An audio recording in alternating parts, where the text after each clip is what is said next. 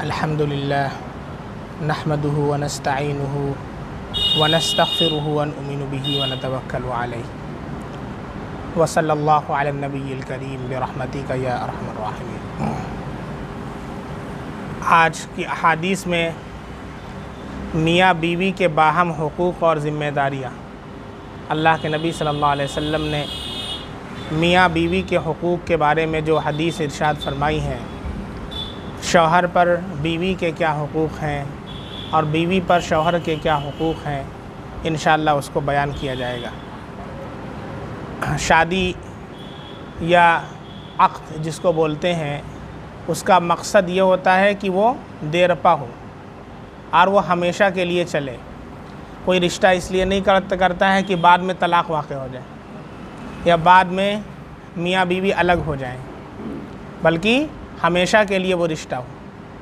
तो इस्लाम ने बीवी के हुकूक़ और शौहर के जो हुकूक़ बताए हैं, वो इसलिए बताए हैं कि अगर उस पर अमल किया जाए तो वो रिश्ता और गहरा होता चला जाए, मोहब्बत के अंदर और इजाफ़ा होता ही चला जाएगा इंशाअल्लाह।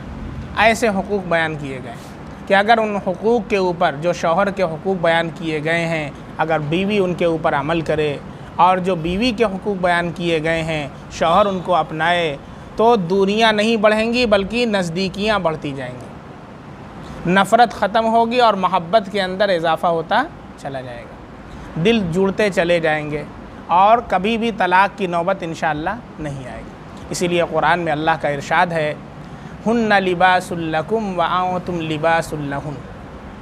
अल्लाह ने मर्द और औरत को, मियाँ और बीवी को कपड़े से तशबीह दिया है। ये कपड़ा जो हम और आप पहनते हैं कि ये कपड़ा हमारे तन को ढांक लेता है, हमारे अंदर के जो अयूब हैं उनको छुपा लेता है।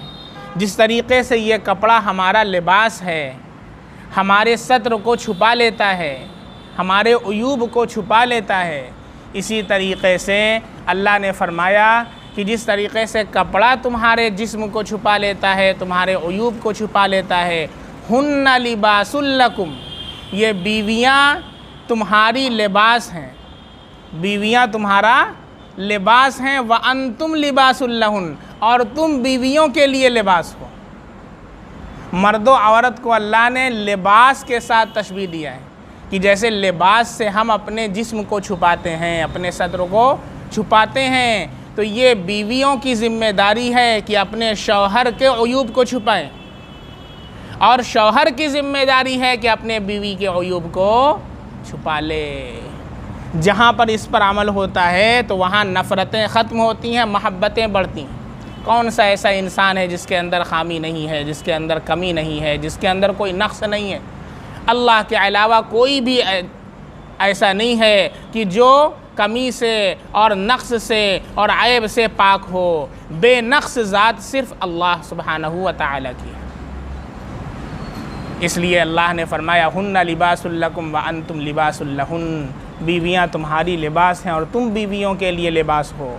और अहादीस के अंदर अल्लाह के नबी सल्लल्लाहु अलैहि वसल्लम ने बहुत सी ऐसी हदीस इरशाद फरमाई हैं जिसके अंदर शौहर के हुकूक़ को बयान किया गया है, बीवियों के हुकूक़ को बयान किया गया है। तो आज जो दर्स होगा इंशाअल्लाह, उसके अंदर शौहर का जो हक़ बीवी के ऊपर है उससे मुताल्लिक़ नबी करीम सल्लल्लाहु अलैहि वसल्लम की जो अहादीस हैं वो आपके सामने इंशाअल्लाह पेश की जाएंगी। सबसे पहली हदीस इस सिलसिले में हज़रत आयशा सिद्दीक़ा रज़ी अल्लाह अन्हा की, जैसा कि इससे पहले आपको बताया गया कि आधा इल्म हज़रत आयशा सिद्दीक़ा रज़ी अल्लाह अन्हा से मरवी है। 2000 से ज़ायद रिवायात हज़रत आयशा सिद्दीक़ा रज़ी अल्लाह अन्हा से मरवी हैं, और ख़ास तौर पर औरतों के मुताल्लिक़ जो मसाइल हैं वो हज़रत आयशा सिद्दीक़ा रज़ी अल्लाह अन्हा तो उसकी स्पेशलिस्ट थी। सहाबा किराम भी जा कर के हज़रत आयशा रज़ी अल्लाह अन्हा से मसाइल पूछा करते थे, और फ़ुक़हाए सबआ जो मदीने के 7 फ़ुक़हा थे, 7 बड़े उलमा फ़ुक़हा थे, उनमें से एक नाम हज़रत आयशा सिद्दीक़ा रज़ी अल्लाह अन्हा। तो ये रिवायत हज़रत आयशा रज़ी अल्लाह अन्हा से मरवी है। समाअत फरमाएँ, अन आइशा रज़ियल्लाहु अन्हा क़ालत क़ाल रसूलुल्लाहि सल्लल्लाहु अलैहि वसल्लम अअज़मुन्नासि हक़्क़न अलल मरअति ज़ौजुहा व अअज़मुन्नासि हक़्क़न अलर रजुलि उम्मुहु रवाहुल हाकिम फ़िल मुस्तदरक। हज़रत आयशा सिद्दीक़ा रज़ी अल्लाहु अन्हा से रिवायत है कि रसूलुल्लाह सल्लल्लाहु अलैहि वसल्लम ने इरशाद फरमाया, औरत पर सबसे बड़ा हक़ उसके शौहर का है और मर्द पर सबसे बड़ा हक़ उसकी माँ का है। इस हदीस के अंदर अल्लाह के नबी ने इरशाद फरमाया कि जब शादी हो जाए तो शादी हो जाने के बाद सबसे बड़ा हक़ जो औरत के ऊपर अल्लाह और उसके रसूल के बाद है तो वो किसका है? उसके शौहर का है, बशर्ते कि वो शौहर किसी नाजायज़ काम का हुक्म ना करे। अगर नाजायज़ काम का हुक्म करे या ऐसे काम का हुक्म करे जो अल्लाह और उसके रसूल के हुक्म के ख़िलाफ़ हो तो फिर उसके अंदर शौहर की इताअत जायज़ नहीं है।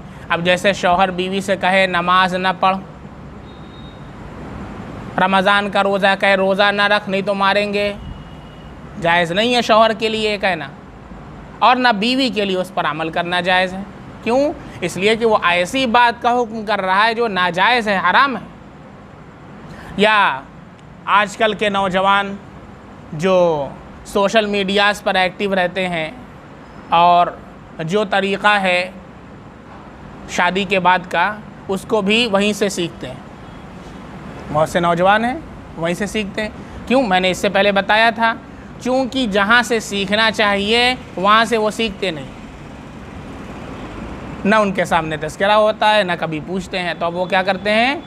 अब वो डायरेक्ट सोशल मीडिया से वीडियोस देख देख करके सारी चीज़ें सीखते हैं। तो अब क्या करते हैं? बहुत से नौजवानों से पूछा गया और उन्हें मसला पूछा है और वो अलल ऐलान नहीं पूछते, वो खुफियतन पूछते हैं। उसमें ये मालूम चला कि वो बीवियों के साथ क्या करते हैं? पीछे के रास्ते से सोबत करते हैं।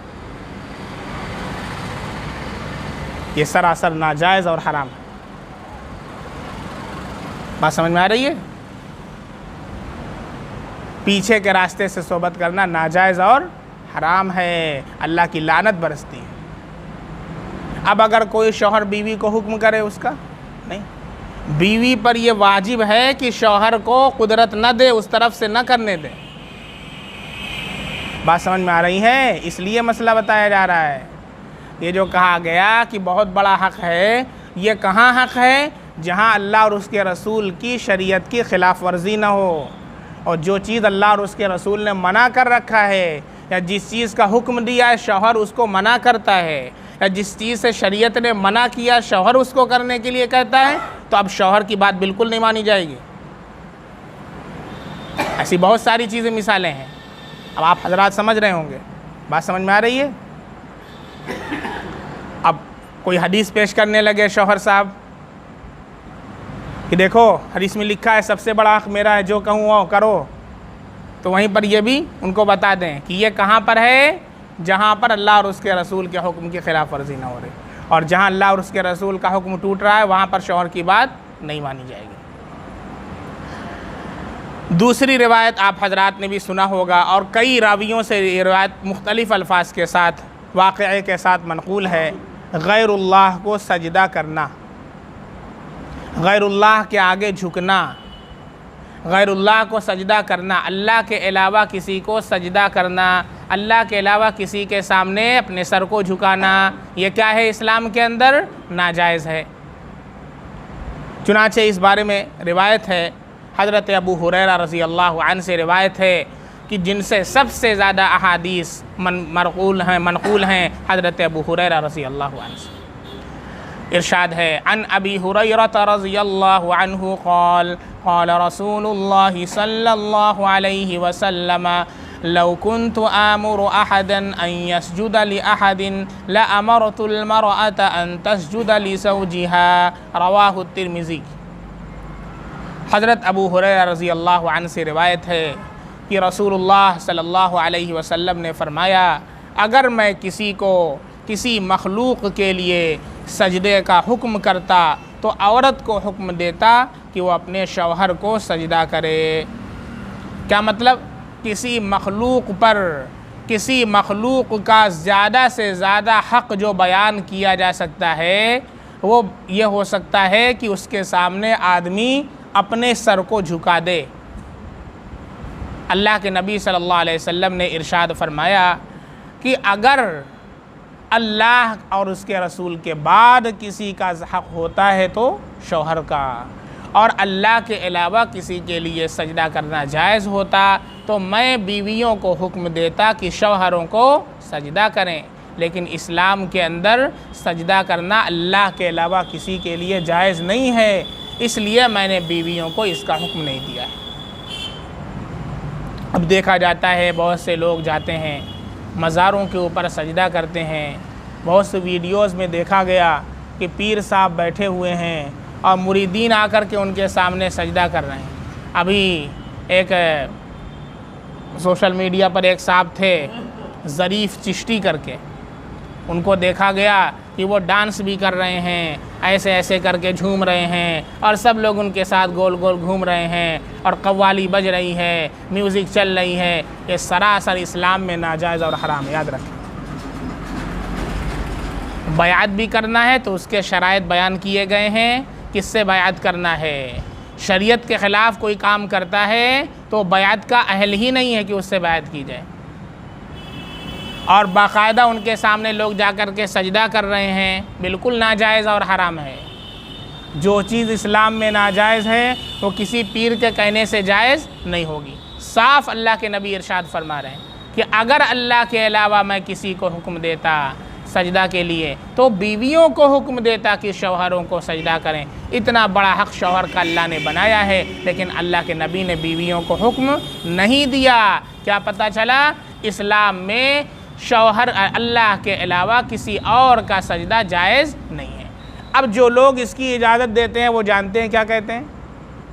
वो सजदे ताज़ीमी है, वो सजदे तहिया है। जैसे एक नमाज होती है तहियतुल मस्जिद, नाम सुना है ना आप हज़रात ने, माशाल्लाह पढ़ा भी होगा। तहियतुल मस्जिद, तहिया के माना क्या आते हैं? सलाम।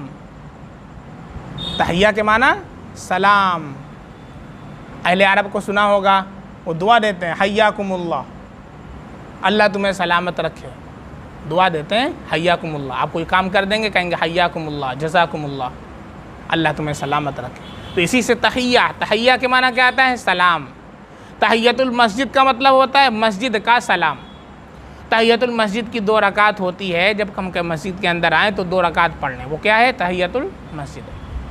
तो इसी तरीक़े से कुछ लोग हैं जो सजदे के जवाज़ के ऊपर क्या कहते हैं? ये सजदा इबादत का नहीं है, ये सजदा इबादत नहीं है, ये सजदा तहिया है। अच्छा, क्या मतलब? सलाम वाला सजदा है। तो आपसे बढ़ कर के अगर किसी को सलाम करना होता तो सहाबा करते अल्लाह के नबी सल्लल्लाहु अलैहि वसल्लम को, नहीं करते। क्या अल्लाह के नबी से बढ़ कर के कोई हो सकता है? क्या सहाबा सजदे तहिया नहीं जानते थे? आप जानते हैं, आप नई ईजाद कर रहे हैं। अच्छा, ज़रूर इसका ख्याल रखें, ये जितने बातिल फ़िरक़े वजूद में आते हैं और जितनी बिदआत और रसूमात और खुराफात को लोग ईजाद करते हैं, उन सब का जो रेफरेंस देते हैं वो कुरान हदीस ही से देते हैं। लेकिन कैसे देते हैं? तोड़ मरोड़ करके देते हैं। इसीलिए कहा गया कि हदीस और कुरान की वो तशरीह मोतबर होगी जो तशरीह सहाबा ने की है, ताबीन ने की। वरना तो हर कोई आएगा कुरान के अपने मुताबिक तशरीह करेगा, दूसरा आदमी आएगा वो अपने मन के मुताबिक उसकी तफसीर करेगा। अल्लाह ने हिफाजत का वादा कर रखा है ना, इसलिए अब अगर कोई शख्स अपनी मनमानी तफसीर करता है तो पूरी उम्मत की तरफ से जो उम्मत के उलमा हैं उसके ऊपर नक़द करते हैं और उसकी तफसीर को कंडम कर देते हैं। चुनांचे अबुल आला मौदूदी साहब बहुत बड़े स्कॉलर गुजरे हैं, आलिम नहीं थे वो, जमात इस्लामी वाले जिनको फॉलो करते हैं, बहुत सी चीज़ों के अंदर कुरान हदीस के ख़िलाफ़ उन्होंने काम किया है। यहाँ तक कि मुतआ के जवाज़ का भी उन्होंने फतवा दे दिया। मुतआ का मतलब समझते हैं? जो शिया हजरात करते हैं, एक रात के लिए शादी अबुल आला मौदूदी साहब ने किया है।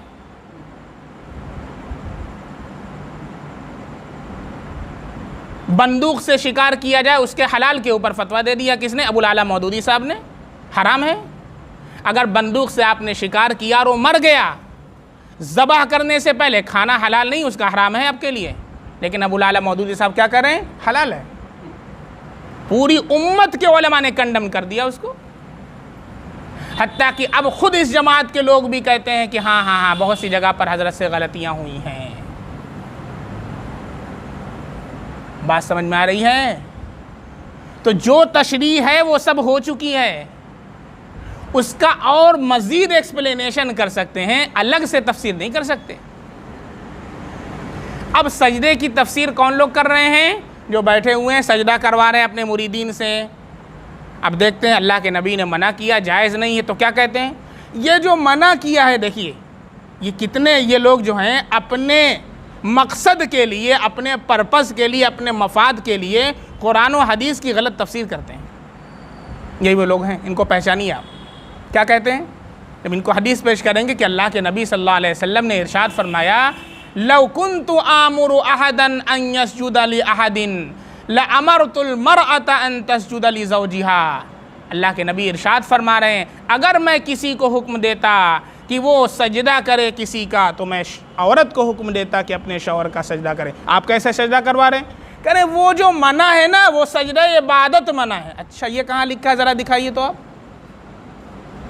और जो हम करवा रहे हैं ये सजदा तहिया है। अगर यही बात रहती तो हर औरत अपने शौहर को सजदा करे, करे सजदा तहिया है, तब तो इस्लाम का कबाड़ा हो जाएगा। अल्लाह के नबी सल्लल्लाहु अलैहि वसल्लम क्या औरत को ये नहीं कह सकते थे तुम सजदा तहिया कर सकती हो, सलाम वाला सजदा कर सकती हो, इबादत वाला सजदा नहीं कर सकती? ये नहीं कर सकते थे अल्लाह के नबी सल्लल्लाहु अलैहि वसल्लम।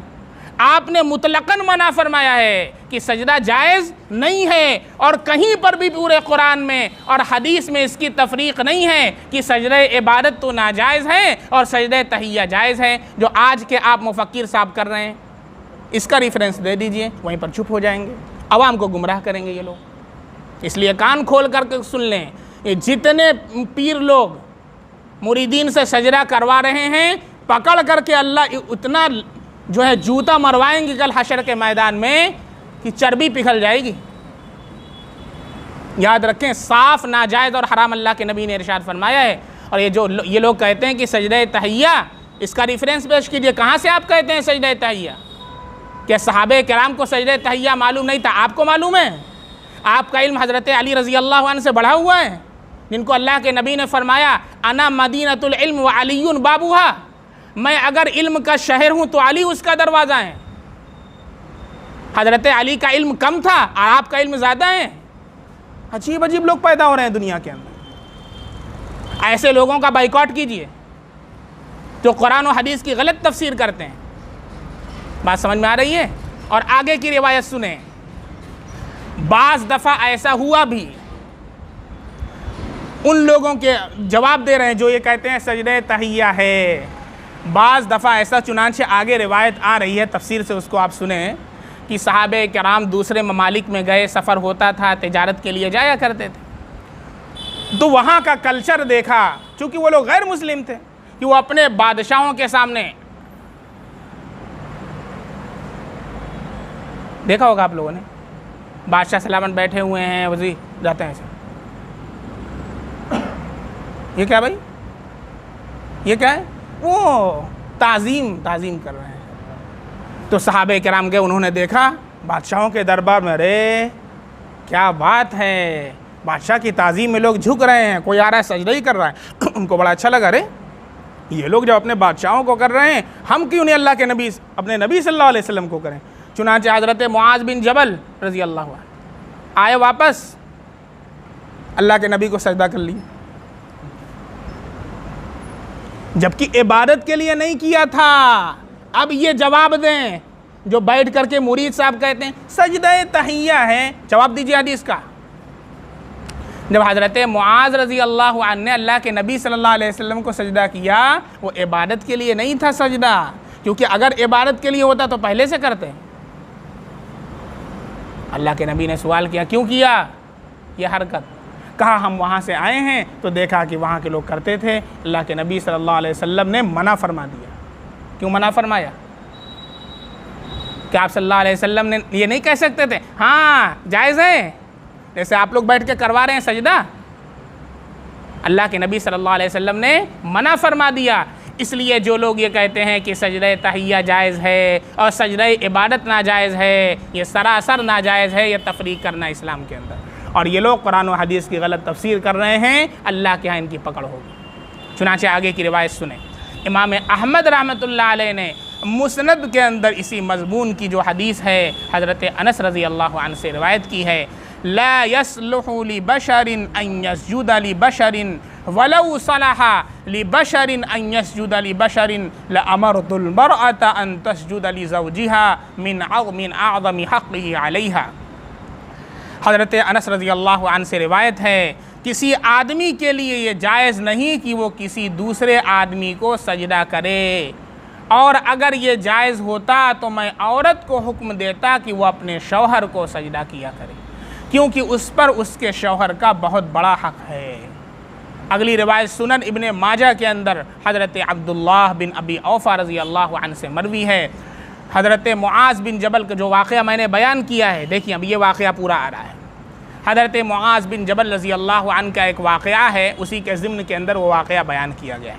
मशहूर अंसारी जो हैं सहाबी हज़रत मुआज़ बिन जबल रज़ी अल्लाह अन्हु मुल्क शाम गए हुए थे, और शाम से जब वापस आए तो उन्होंने रसूलुल्लाह सल्लल्लाहु अलैहि वसल्लम के हुज़ूर सजदा किया, और आप सल्लल्लाहु अलैहि वसल्लम ने जब ये देखा तो ताज्जुब से अल्लाह के नबी ने पूछा, मा हादा या मुआज़, अय मुआज़ ये क्या है? जब शाम से वापस आए तो उन्होंने अल्लाह के नबी को सजदा किया, तो आपने क्या पूछा? मा हादा या मुआज़, अय मुआज़ ये क्या है? तो हज़रत मुआज़ रज़ी अल्लाह अन्हु ने कहा कि अल्लाह के नबी मैं शाम गया हुआ था और मैंने वहाँ देखा कि लोगों को कि वो अपने पेशवाओं को, अपने पादरियों को, अपने कौमी सरदारों को वो सजदा करते हैं, सलाम के लिए, ताज़ीम के लिए सजदा करते हैं। तो मेरे दिल के अंदर आया कि ऐसे ही हम भी अपने नबी सल्लल्लाहु अलैहि वसल्लम को सजदा करें। तो आप सल्लल्लाहु अलैहि वसल्लम ने इरशाद फरमाया ऐसा न करो। फिर आगे इरशाद फरमाया, फ़इन्नी लौ कुन्तु आमिरन अहदन अन यस्जुद लिगैरिल्लाह लअमरतुल मरअता अन तस्जुद लिज़ौजिहा। अगर मैं किसी को अल्लाह के सिवा किसी और के लिए सजदा करने के लिए कहता तो मैं बीवी को इस बात का हुक्म करता कि वो अपने शौहर को सजदा करें, लेकिन अल्लाह के अलावा किसी को सजदा करना जायज़ ही नहीं है, इसलिए मैंने बीवी को इस बात का हुक्म नहीं दिया। और अल्लाह के नबी ने हज़रत मुआज़ रज़ी अल्लाह अन्हु को भी मना फरमा दिया। बात समझ में आ रही है? तो ये जो लोग कहते हैं कि ये सजदा सलाम है, सजदा तहिया है, इबादत वाला सजदा नहीं है, उनको ये वाली हदीस सुना दीजिए। अल्लाह के नबी ने फिर मना क्यों किया? क्योंकि हज़रत मुआज़ रज़ी अल्लाह ने जो सजदा किया था वो इबादत के लिए तो किया नहीं था। उन्होंने क्या कहा? मैंने देखा है शाम के अंदर कि लोग अपने पादरियों और पेशवाओं के सामने ताज़ीमन झुकते हैं, इसलिए मैंने भी ताज़ीमन ऐसे किया है। अल्लाह के नबी सल्लल्लाहु अलैहि वसल्लम ने मना फरमा दिया। और क्या फरमाया? अगर अल्लाह के अलावा मैं किसी को हुक्म देता तो बीवी को हुक्म देता। क्या पता चला? अल्लाह के अलावा किसी का सजदा इस्लाम के अंदर जायज़ नहीं है, अल्लाह के अलावा किसी के सामने झुकना जायज़ नहीं है। और जो लोग भी ऐसा करते हैं, चाहे उनका कल्चर हो या फिर उन्होंने शरीयत की तफसीर गलत कर रखी हो, वो नाजायज़ और हराम का इर्तिकाब करते हैं। अल्लाह के यहाँ ऐसे लोगों की तोड़ाई होगी जम करके। और सुनन अबू दाऊद में इससे मिलता जुलता एक दूसरा वाक़या रसूलुल्लाह सल्लल्लाहु अलैहि वसल्लम के सहाबी कैस इब्ने साद से रिवायत किया गया है। वो ख़ुद अपना वाक़या बयान करते हैं। कैस इब्ने साद रज़ी अल्लाह अन्हु एक सहाबी हैं, वो अपना वाक़या बयान करते हैं कि मैं हीरा गया था। हीरा ये कूफ़ा है, कूफ़ा के पास एक पुराना शहर है जिसका नाम है हीरा। तो हज़रत साद फरमाते हैं, कैस बिन साद, कि मैं हीरा गया था, वहाँ के लोगों को मैंने देखा कि वो अदब और ताज़ीम के तौर पर अपने सरदारों को सजदा करते हैं। तो मैंने अपने जी में कहा कि रसूलुल्लाह सल्लल्लाहु अलैहि वसल्लम इसके ज़्यादा मुस्तहिक हैं कि हम अल्लाह के नबी सल्लल्लाहु अलैहि वसल्लम को सजदा करें। फिर जब मैं सफ़र से लौट कर अल्लाह के नबी की खिदमत में हाज़िर हुआ तो आप सल्लल्लाहु अलैहि वसल्लम से मैंने यही बात अर्ज़ की कि अल्लाह के नबी मैंने हीरा के अंदर देखा है तो मेरे दिल में ये बात आई कि हम लोग भी आपको सजदा किया करें। अब सोचें, अल्लाह के नबी सल्लल्लाहु अलैहि वसल्लम ने इजाज़त नहीं दी, आपने मना फरमा दिया और आपने मुझसे फरमाया, एक सवाल किया अल्लाह के नबी ने। अल्लाह के नबी सल्लल्लाहु अलैहि वसल्लम ने हज़रत कैस बिन साद ने जब ये बात फरमाई तो अल्लाह के नबी ने एक सवाल किया। क्या कहा? अरअयत लौ मररत बिक़ब्री अकुन्त तस्जुदु लह, बताओ अगर मेरी वफ़ात के बाद तुम मेरी कब्र के पास से गुज़रोगे तो क्या मेरी कब्र को भी सजदा करोगे? ये कौन पूछ रहे हैं? अल्लाह के नबी सल्लल्लाहु अलैहि वसल्लम हज़रत कैस बिन साद रज़ी अल्लाह ताला कि बताओ अगर मेरे वफ़ात के बाद अगर मेरी कब्र के पास से गुज़रोगे क्या मेरी कब्र को सजदा करोगे? तो उन्होंने कहा, हज़रत कैस बिन साद रज़ी अल्लाह ताला ने, फ़क़ुल्तु ला, मैंने कहा नहीं अल्लाह के नबी, मैं कब्र पर सजदा नहीं करूँगा।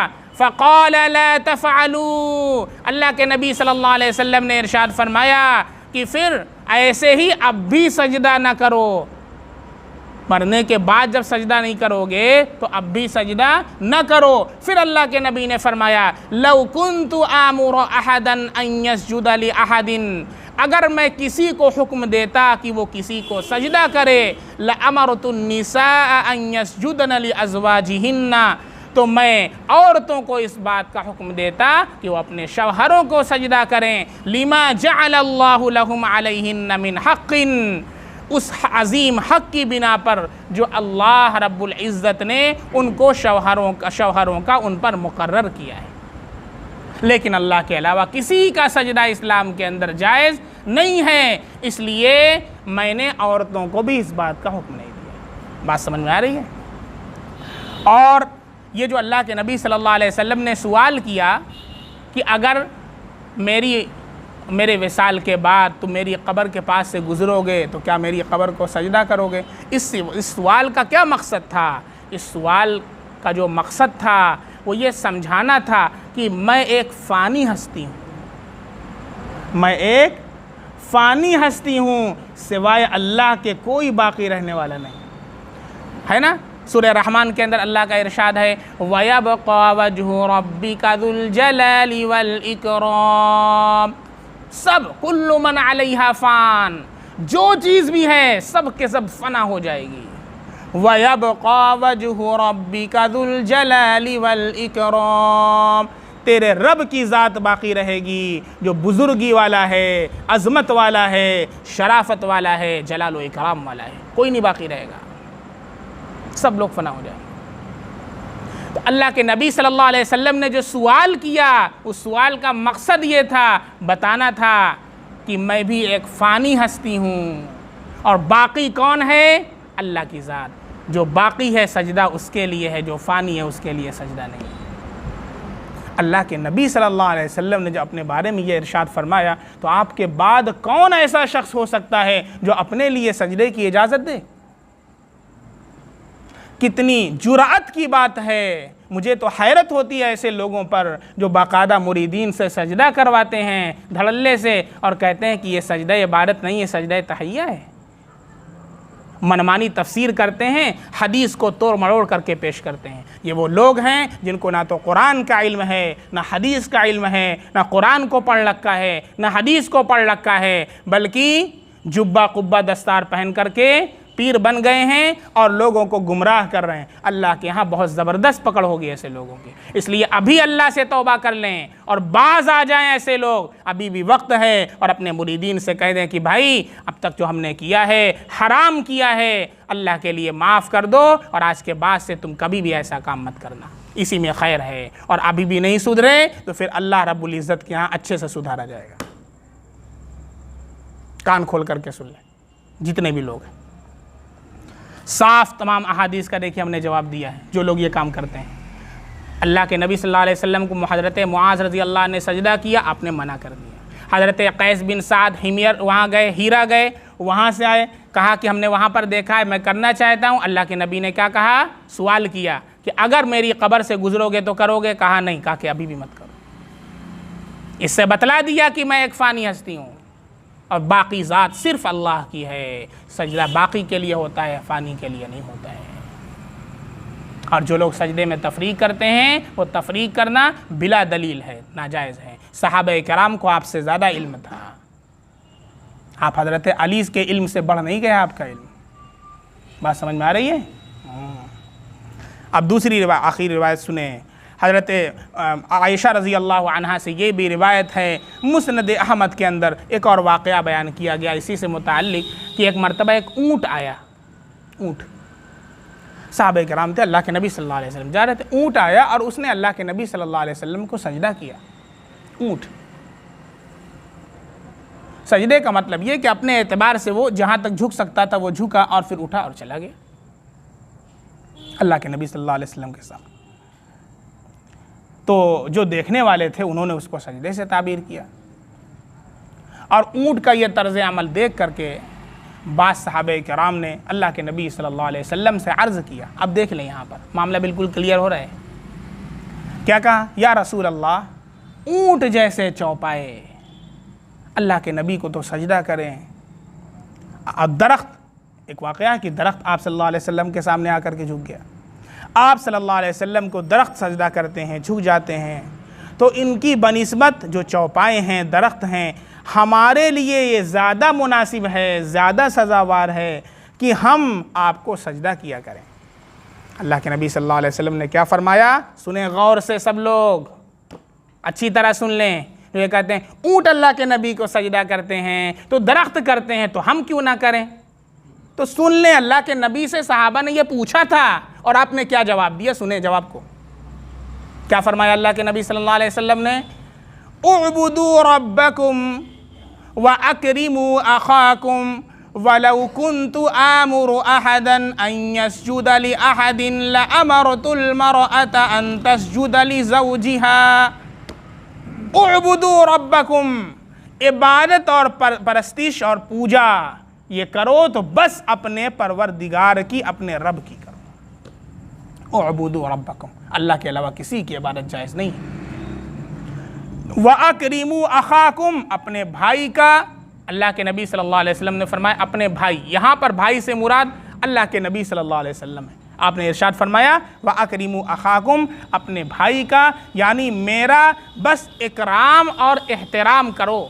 इबादत सिर्फ अल्लाह की, इबादत मेरी नहीं है, इबादत किसकी है? अल्लाह की। मेरा इकराम करो, एहतराम करो, इज़्ज़त करो, लेकिन इबादत नहीं। अपने भाई का यानी मेरा बस इकराम व एहतराम करो। और फिर अल्लाह के नबी सल्लल्लाहु अलैहि वसल्लम ने वही जुमला इरशाद फरमाया कि अगर मैं किसी को किसी दूसरी मखलूक के लिए सजदा करने को कहता तो औरत को कहता कि वो अपने शौहर को सजदा करे। इन मुख्तलिफ अहादीस और रिवायात से ये बात मुहक्कक और साबित हो गई कि रसूलुल्लाह सल्लल्लाहु अलैहि वसल्लम ने बीवी पर शौहर के हक़ के बारे में ये सजदे वाली जो बात है मुख्तलिफ अहादीस के अंदर इरशाद फरमाई और ये मना कर दिया कि अल्लाह के अलावा अगर किसी का सजदा जायज़ होता तो मैं बीवी को हुक्म देता कि वो अपने शौहरों को सजदा करें। लेकिन चूँकि इस्लाम के अंदर अल्लाह के अलावा किसी का सजदा जायज़ नहीं है, इसलिए मैंने बीवियों को भी इस बात का हुक्म नहीं दिया है।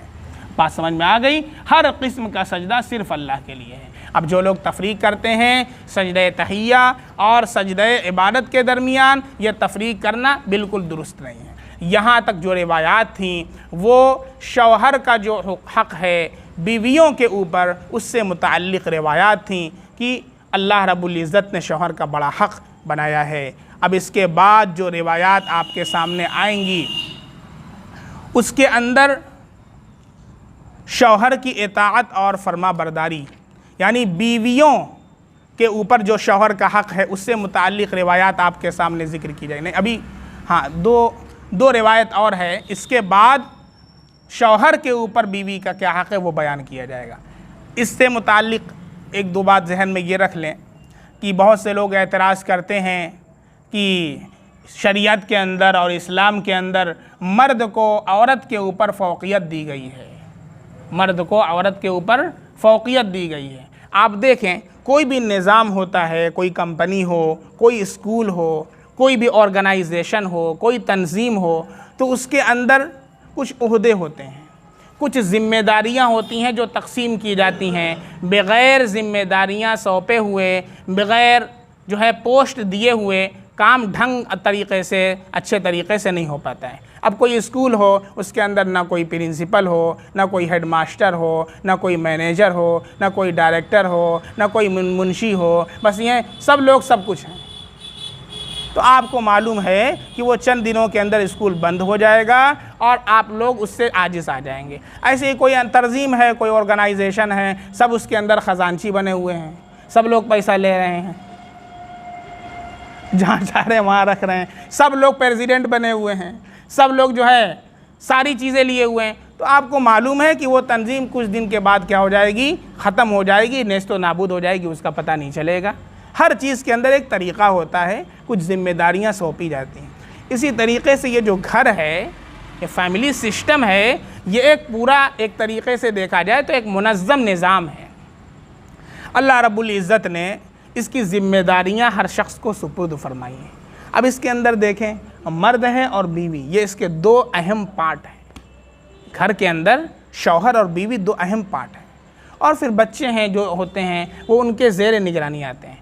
अब एक तो ये है कि बीवी के ज़िम्मे घर के सारी ज़िम्मेदारियां कर दी जाएं, ठीक है, सारी ज़िम्मेदारी बीवी के ज़िम्मे और मर्द उसके ताबे रहेगा। और दूसरी सूरत ये हो सकती थी कि मर्द को ज़िम्मेदार बना दिया जाए और बीवी को उसके ताबे किया जाए, ठीक है। कोई भी अक्ल सलीम रखने वाला आदमी होगा, जिसके पास थोड़ी सी भी अक्ल होगी ना, आप लोग भी सोच लें, तो यही कहेगा कि मर्द को ज़िम्मेदारी सौंपी जाए। क्यों?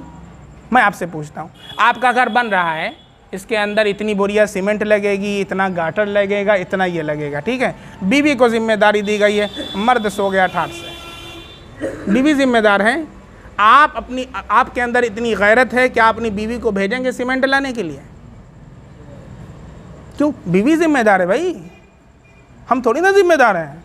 हम जा रहे हैं सोने कूलर चला के, घर बन रहा है, बीवी जाए सीमेंट लेके आए, आपकी बीवी जाए टाली करे, सीमेंट लदवा करके लाए, फिर मिस्त्री कहे हाँ हो कौन आए, बीवी साहब।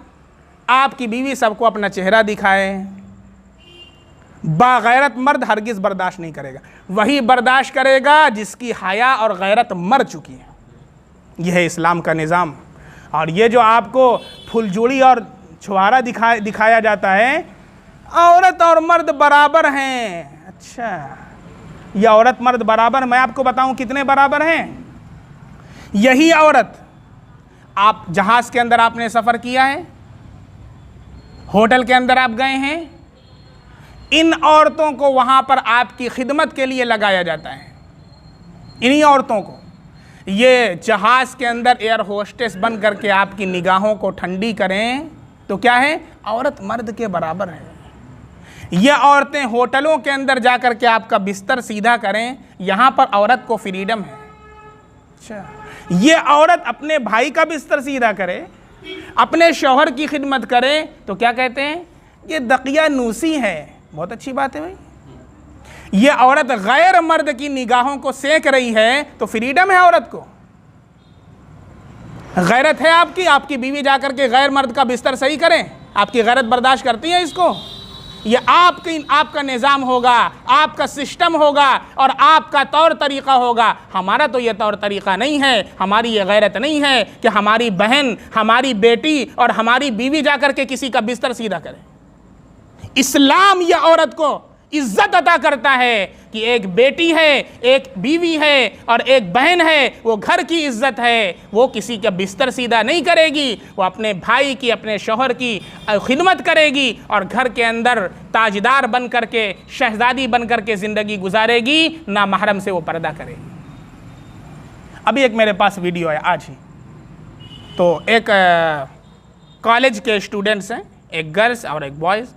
तो गर्ल जा रही है, हिजाब पहनी हुई है, तो कमेंट करता है, जो लड़का है उसके ऊपर कमेंट करता है कि इस्लाम ने तो तुमको हिजाब के अंदर बांध करके रख दिया है, मजबूर कर दिया है।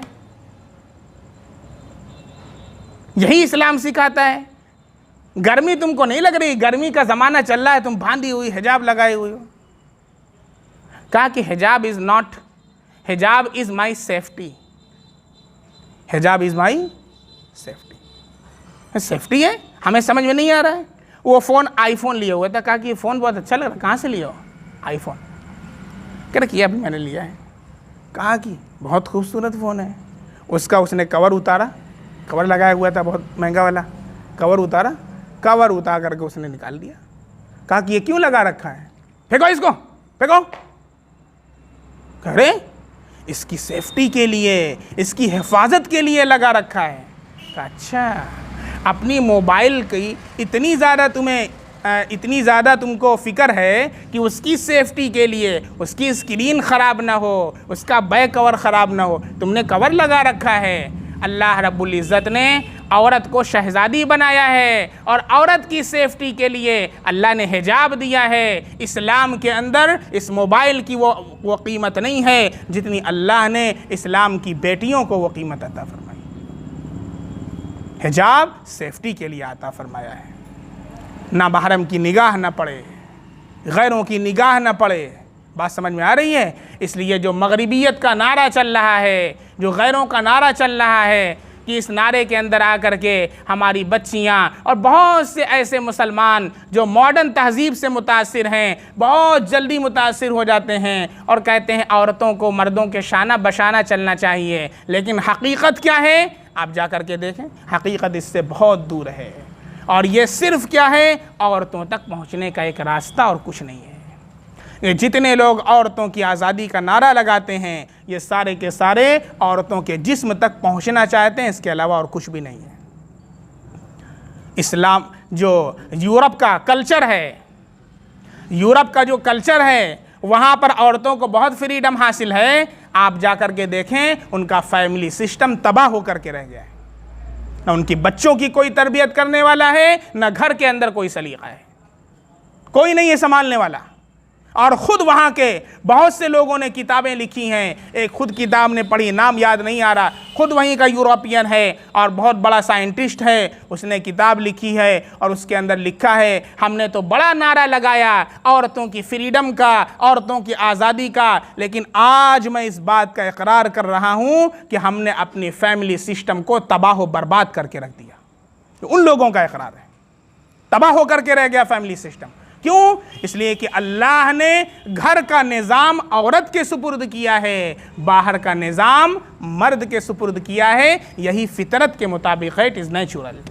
और जो फितरत के ख़िलाफ़ जाता है तो उसका क्या होता है, फिर उसकी बर्बादी ही मुक़द्दर हुआ करती है। चुनांचे अल्लाह रब्बुल इज़्ज़त ने मर्द को हाकिम बनाया है औरतों के ऊपर। इसमें बहुत सारी मसलहतें हैं, एक मसलहत भी ना हो फिर भी अल्लाह का हुक्म है, हमारी अक़ल वहाँ तक ना पहुँचती हो फिर भी अल्लाह का हुक्म है।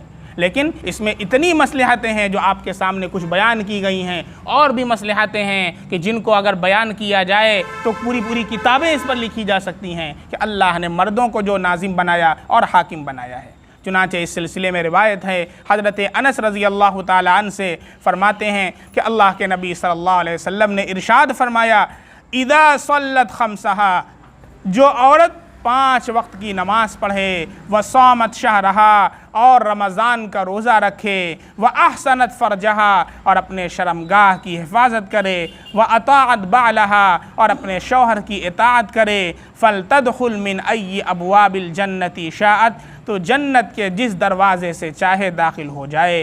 यानी 4 काम बीवियों के लिए बताया। पहला काम शौहर की इताअत, नमाज, रोज़ा और ज़िना से अपनी हिफाजत करना, तो वो औरत जन्नत के अंदर जिस दरवाज़े से चाहे दाखिल हो जाए। और दूसरी रिवायत है हज़रत उम्मे सलमा रज़ी अल्लाह अन्हा से, अल्लाह के नबी ने इरशाद फरमाया, अय्युमा इमराअतिन मातत, जो औरत मर जाए, व ज़ौजुहा अन्हा राज़िन, और उसका शौहर उससे राज़ी हो, दखलतिल जन्नह, तो वो जन्नत के अंदर दाखिल हो जाएगी। क्या मतलब कि अगर शौहर से इस हाल में उसका इंतकाल हो कि उसका शौहर उससे राज़ी है, तो उस औरत के जन्नत में दाखिले के लिए ये ज़मानत का दर्जा रखता है। तो शौहर का इतना बड़ा दर्जा अल्लाह रब्बुल इज़्ज़त ने बनाया है। और अब आगे यहाँ से बीवियों के जो हुकूक़ हैं शौहरों के ऊपर इंशाअल्लाह उसको बयान किया जाएगा। अल्लाह रब्बुल इज़्ज़त मर्द और बीवी, शौहर और बीवी के जो ताल्लुक़ात हैं, अल्लाह इसको मज़ीद इस्तवार फरमाए, और शौहर बीवी के जो झगड़े होते हैं घरों घरों के अंदर, इससे हमारी हिफाजत फरमाए। जो बीवियों के हुकूक़ हैं अल्लाह हमें अदा करने की तौफ़ीक़ अता फ़रमाए, जो शौहरों के हुकूक़ हैं अल्लाह बीवियों को हुकूक़ अदा करने की तौफ़ीक़ अता फ़रमाए।